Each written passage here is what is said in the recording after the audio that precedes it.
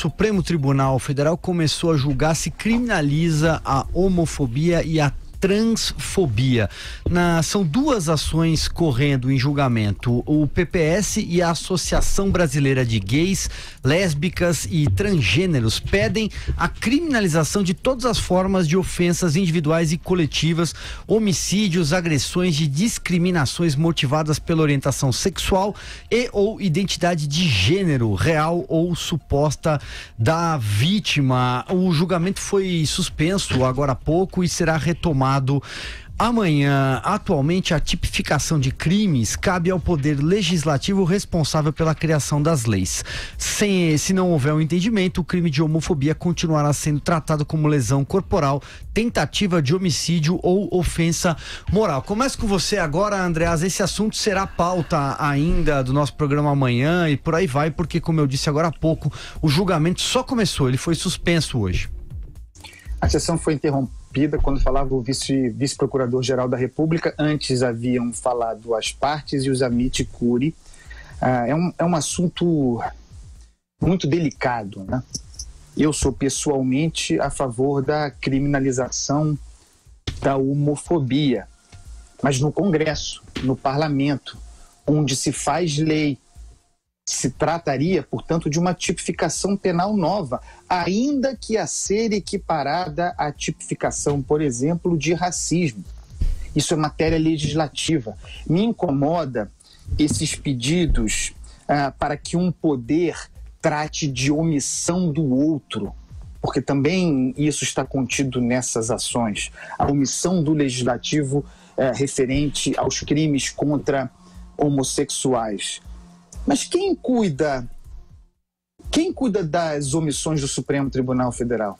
Nós falamos ontem aqui sobre pacificação entre poderes. Vejam que o Sérgio Moro está preparando um pacote legislativo em que trata de matéria constitucional, matéria que cabe ao Supremo Tribunal Federal, por exemplo, a possibilidade de cumprimento de pena após condenação em segunda instância. Está fazendo por meio de lei ordinária. Para quê? Claramente, se for dessa forma mesmo, para pressionar o Supremo, para apontar via legislativo uma omissão do Supremo. E agora o Supremo trata de uma acusação de omissão do Legislativo. Isso não é bom. O Supremo Tribunal Federal não cria lei, não faz lei. Nós identificamos aqui, tratamos aqui diariamente, senhoras e senhores, neste programa, sobre falhas, sobre omissões dos poderes da República. Tanto quanto dizemos que eles têm que resolver seus problemas.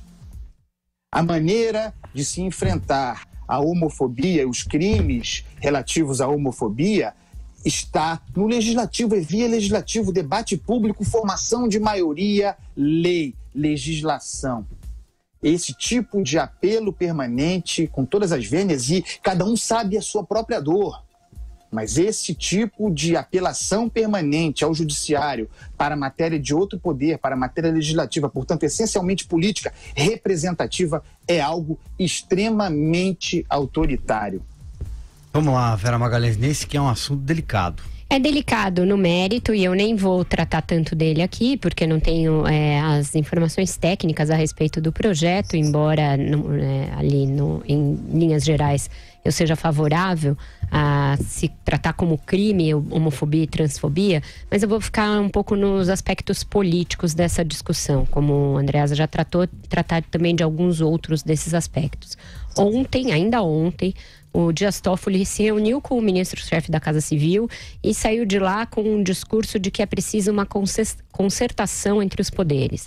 O que está por trás disso? Está por trás tanto uma certa benevolência do Supremo com a reforma da Previdência, que certamente será judicializada, mas principalmente uma tentativa do Judiciário de se contrapor a tentativas de fustigá-lo, que se concentram principalmente no Congresso.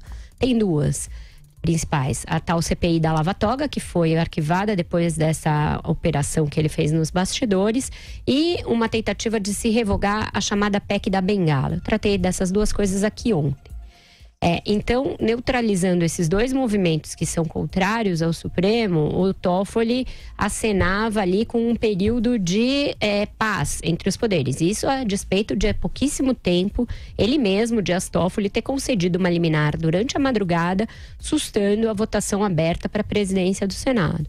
Pois bem, agora no dia seguinte a você acenar com um pacto de concertação entre os poderes, você julga duas ações que tratam de, atenção, omissão legislativa. Então você está acusando o poder com o qual você quer fazer um pacto e uma concertação de ser omisso no seu papel precípuo, que é o de legislar.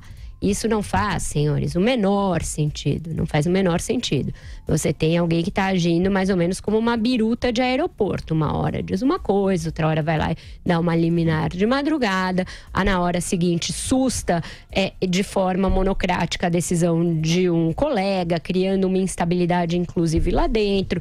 No momento seguinte vai lá e detona aqui e ali uma decisão do legislativo. Não há segurança jurídica que decorra de uma atuação assim totalmente sem previsibilidade. Daí porque eu acho que o próprio Toffoli e os demais ministros perceberam que este assunto não fosse já algo que por doutrina não deveria ser tratado pelo Supremo, por se tratar de uma questão legislativa, ele é em tudo inconveniente sob os aspectos políticos. E aí a minha apuração é que amanhã um dos ministros, quando esse assunto for retomado, vai pedir vistas, enfiar esse assunto lá para as calendas gregas e deixar que o Congresso legisle a esse respeito. Quando o fizer, o Congresso atual tem um viés mais conservador. É bem possível que essa pauta não avance e que se vote contra a ideia de criminalizar. A maior campanha para que esse processo não vá adiante vem das igrejas evangélicas, que vem na tentativa de tornar crime a transfobia e a homofobia alguma ideia de cerceamento de liberdade de culto religioso ou de expressão religiosa. Então, esse debate vai ser acalorado no Congresso, aí sim a gente vai poder se aprofundar mais no projeto, mas neste momento, eu acho que o Supremo, diante de um cenário tão turbulento, vai pedir vista e vai deixar para lá essa discussão. E pensar que ainda tem muito tempo de Dias Toffoli na cadeira, mais um ano ainda. Vai lá, Joel. Bastante tempo ainda. E parece que essa concertação dos poderes, do judiciário com os outros, essa paz, é uma paz que só pode existir com a supremacia do judiciário, né? Assim que ele entende essa paz. É que nem a Pax Romana. Roma manteve a paz do mundo depois de ter dominado o mundo inteiro. Nosso Supremo também, depois de ter todos os outros poderes na mão, aí sim vai estar de acordo com uma ideia de paz. É perigosíssimo o Supremo Tribunal Federal estar criando crimes, hein? Tipificando novos crimes. Às vezes a gente pode ser até a favor de uma pauta específica como esta agora, mas hoje ele faz um crime com o qual a gente concorda. Amanhã tipifica um crime novo e do qual aí talvez a gente discorde. É muito perigoso dar esse tipo de poder ao Supremo Tribunal Federal. Infelizmente, parece que a única coisa que pode impedi-lo neste momento é uma própria decisão interna ali, como a Vera levantou. Talvez um ministro ali peça vistas. No momento, esse é o único jeito de impedir que isso aconteça, mas é um poder que o STF, sem dúvida alguma, conquistou para si e não está claro como é que essa situação pode ser revertida. Quanto ao teor da lei, eu acho que algumas ponderações são necessárias. Eu sou totalmente a favor, por exemplo, de que, olha, evidentemente, uma discriminação contra alguém pela orientação sexual, pela identidade de gênero, seja num comércio, seja no mercado de trabalho, tudo isso tem que ser tão criminoso quanto diversos outros tipos de discriminação, como o racismo. Não tenho dúvida também que perseguir alguém pela sua identidade sexual, pela sua orientação sexual, também deva ser tratado da mesma forma. Agora, tornando-se crime a homofobia, um padre ou um pastor, por exemplo, que digam, que reproduzam dentro das suas igrejas a doutrina do cristianismo, de que, olha, homossexualidade é uma orientação desordenada, o sexo homossexual é pecado, leva ao inferno, repetindo, coisas são pontos normais e da imensa maioria das igrejas. Vão estar cometendo crime? Essa é uma questão que no fundo, só vai ser decidida na prática nos tribunais. Alguém que defenda ou que tem uma opinião contrária ao que diz a linha dominante do movimento trans. Uma pessoa que diga, olha, eu sinceramente não acredito que a pessoa que mudou de sexo seja, assim, o homem que virou mulher seja tão mulher quanto uma mulher que nasceu mulher. A pessoa que diga isso, defenda essa opinião, estará cometendo um crime? Me parece perigoso, às vezes, a gente vai estar invadindo muito uma liberdade de expressão, de pensamento, de crença das pessoas, se uma interpretação muito rigorosa disso for levada adiante. É algo que só vai se concretizar mesmo na prática dos tribunais, se é que o STF vai optar por isso e não deixar nas mãos do Congresso. E se ficar nas mãos do Congresso, acho muito difícil que a homofobia seja criminalizada, mesmo nos lados positivos que essa criminalização poderia ter.